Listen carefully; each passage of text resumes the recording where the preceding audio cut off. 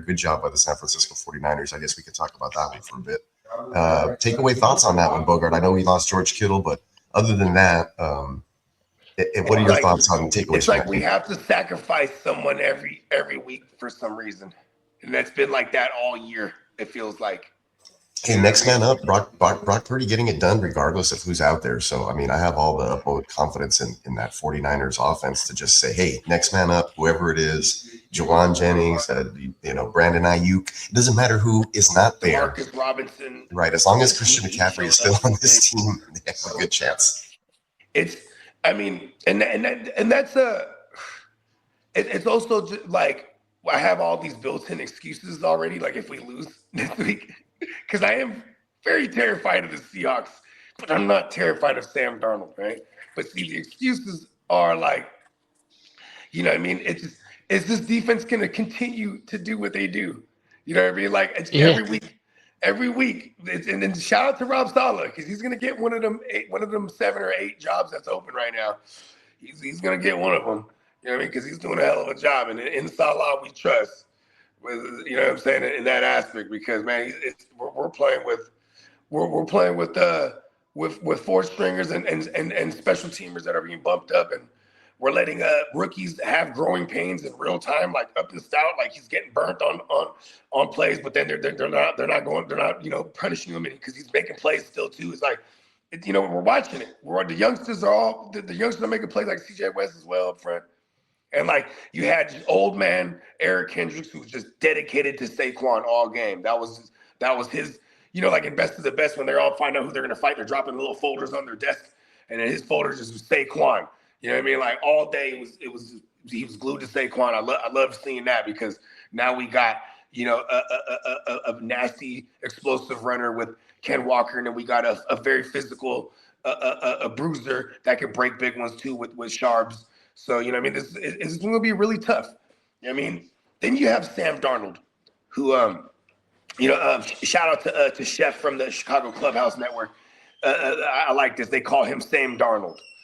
And I'm hoping that Sam Darnold shows up. You know what I mean? Because the Sam Darnold is the one that we were used to for years prior to this amazing Darnold when he can be. Because that shit. But, you know what I'm saying?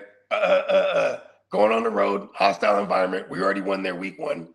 You know what I mean? And hopefully we can get Trent Williams back. This makes it a totally different game.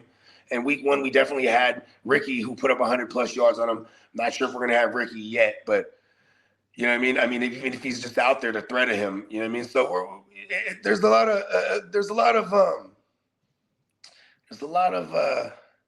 of variables here, but the one that I'm banking on is Sam Darnold. I hope he helps us out in more than a few ways. You know what I mean? Yeah, eventually, hopefully, he turns into a pumpkin like we've been waiting on, right? Yeah, but he usually does every year. What if last week was the week he was supposed to turn to a pumpkin? Jake says, Clint Kubiak, no slouch. It's going to be a hard game to win. Yeah, that's a fact. And he knows this.